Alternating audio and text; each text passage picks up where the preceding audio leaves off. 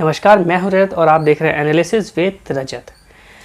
दोस्तों, जैसा कि हम हमेशा से जानते आए हैं कि हिस्ट्री एक ऐसा सब्जेक्ट है जिसके कोई भी प्रमाण हो, कोई भी दस्तावेज हो, वो हमेशा से एक डिबेट की वजह बनते आए हैं।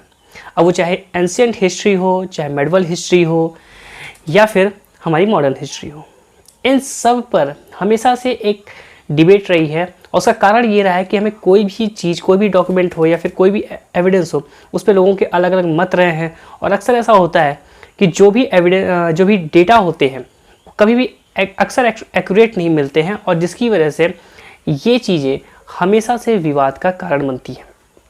तो हमारी एंशिएंट हिस्ट्री से ही आजकल एक ऐसी चीज़ बहुत ही ट्रेंड में चल रही है जो कि सिर्फ भारतीय संस्कृति को ही नहीं दर्शाती है, जो कि सिर्फ भारतीयों का इतिहास ही नहीं है, बल्कि ये करोड़ों भारतीयों के, करोड़ों हिंदुस्तानियों की आस्था का भी विषय है। जी हाँ, मैं बात कर रहा हूँ राम सेतु की। दोस्तों, हाल ही में अक्षय कुमार की एक नई फिल्म का ट्रेलर आया, राम सेतु। उसके बाद से ये थोड़ी सी डिबेट और बढ़ गई, इस पर काफ़ी चर्चा होने लगी कि राम सेतु के बारे में, कि ये मिथ है या वास्तव में ये एक सच्चाई है। तो इन्हीं सब चीज़ों पे आज की ये वीडियो बेस्ड है। मतलब आज की इस वीडियो में हम इन्हीं सब चीज़ों के बारे में बात करेंगे कि राम सेतु वाकई में कोई हकीकत थी या कोई फसाना है, और या फिर जो ब्रिज है वो मैन मेड है या फिर वो प्रकृति द्वारा बनाई गई एक श्रृंखला है। तो फिर चलिए शुरू से शुरू करते हैं।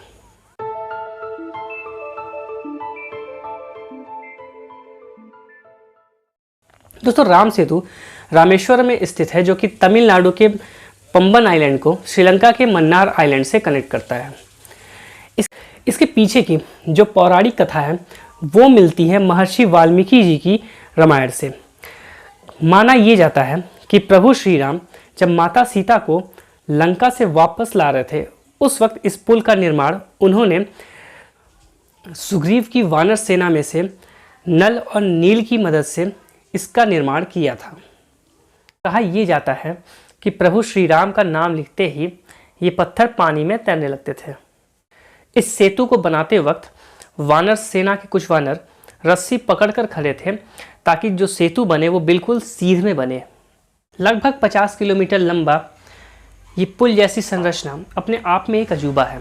साल 2007 में कांग्रेस ने सेतु समुद्रम शिपिंग प्रोजेक्ट कैनाल लॉन्च किया, जिसकी वजह से उस जगह को खोदना चाहते थे ताकि जो भी जहाज जो श्रीलंका घूमकर आती है, श्रीलंका से घूम के आने जिन जहाज़ों को आना पड़ता है, वो घूम के ना आने के बजाय उस जगह पर बिल्कुल सीधी तरीके से चले आए। हालांकि उसके पीछे का देखिए रीज़न ये है दोस्तों कि वहाँ की जो जगह है वो छिछली जगह है, यानी कि वहाँ जो सतह है वो थोड़ी सी उठी हुई है, और जो सैटेलाइट इमेजेस हम देखते हैं राम सेतु की, एक्चुअल में वो बालू के टीले हैं जो मन्नार को और पंबन को कनेक्ट करते हुए दिखाई देते हैं। इस प्रोजेक्ट की वजह से काफ़ी बवाल हुआ, क्योंकि लोगों की धार्मिक आस्था ही आहत नहीं हुई, बल्कि वहाँ का इन्वायरमेंटल पर भी एक बहुत बड़ा इफेक्ट पड़ा। इसकी वजह से ये मामला सुप्रीम कोर्ट में गया और सुप्रीम कोर्ट ने इस चीज़ पर रोक लगाने का ऑर्डर दे दिया। हालांकि अब इसमें सिब्बल साहब ने ये कह दिया कि वहाँ कोई राम सेतु है ही नहीं, और इसलिए इस प्रोजेक्ट को कंटिन्यू रखा जाए। उस वक्त भाजपा, जो कि अपोजिशन पार्टी थी, उसने इस चीज़ को अपोज किया और इसका विरोध किया। पिछले साल यानी कि साल 2021 में एक आर्कियोलॉजिकल टीम बनी जो कि समुद्र के निचले हिस्से को, यानी कि जो वहाँ का जो पानी है उसके निचले हिस्से की कार्बन डेटिंग करना चाहती है और वहाँ की जांच करना चाहती है, ताकि इस चीज़ का पता लगा सके कि एक्चुअल में वो राम सेतु है या नहीं है। अगर इन सारी चीज़ों पर हम ध्यान दें और इन सारी चीज़ों पर गौर करें तो सवाल मन में ये उठता है कि क्या वाकई में वहाँ पर राम सेतु था ही नहीं, या फिर अगर वहाँ पर राम सेतु था तो फिर गया कहाँ। दोस्तों, इसका सीधा सा जवाब ये है कि 1480 में वहाँ पर राम सेतु पुल जो पहले से मौजूद था वो पानी के निचले हिस्से में चला गया, और जो आर्कियोलॉजिकल टीम जो तैयार हुई है वो इसीलिए उसका सर्वे पानी के निचले हिस्से का सर्वे करना चाहती है, ताकि वो नीचे की ओर की कार्बन डेटिंग कर सके और इस चीज़ का पता लगा सके कि वाकई में वो राम सेतु वहाँ पर है या नहीं है, और अगर है तो क्या सचमुच में वो मानव निर्मित है या फिर प्रकृति द्वारा बनाई गई एक श्रृंखला है। दूसरी चीज़ दोस्तों, इसमें अगर हम वैज्ञानिक फैक्ट देखें तो जिन पत्थरों से राम सेतु को बनाया गया था वो असल में एक प्यूमिक स्टोन था। प्यूमिक स्टोन दोस्तों ज्वालामुखी से निकले हुए पत्थर होते हैं जो कि लावा और मैग्मा से बने हुए हैं। एक्चुअल में ये जो पत्थर होता है ये बाहर से तो ठोस होते हैं लेकिन अंदर से बिल्कुल खोखले होते हैं। इनमें छोटे छोटे छेद होते हैं जिनमें हवा भरी होती है, और यही कारण है कि ये पत्थर पानी में तैरते हैं, और जब ये पानी में गिरते हैं तो एक बायोन्सी फोर्स लगता है जो कि इन्हें ऊपर की ओर ढकेलता है। यानी कि ठीक इसी तरह जैसे कि एक खाली डिब्बी अगर हम लेकर उसे पानी में डाल दें तो तैरती रहेगी, लेकिन उस डिब्बी को अगर हम किसी चीज़ से भर दें तो वो तुरंत डूब जाएगी। ठीक इसी तरह ये पत्थर भी थे। एक मिनट रुक जाओ भाई, पहले पूरी बात तो सुनो, इसके बाद कमेंट कर लेना। पहले समझ तो लो पूरी चीज़, पहले पूरा वीडियो देख तो लो कि मैं आगे क्या बोलने वाला हूँ, इसके बाद कमेंट करते रहना। देखो, वो प्यूमिक स्टोन जरूर था, और जो मैंने रीज़न बताया, रीज़न तो बिल्कुल वही है, लेकिन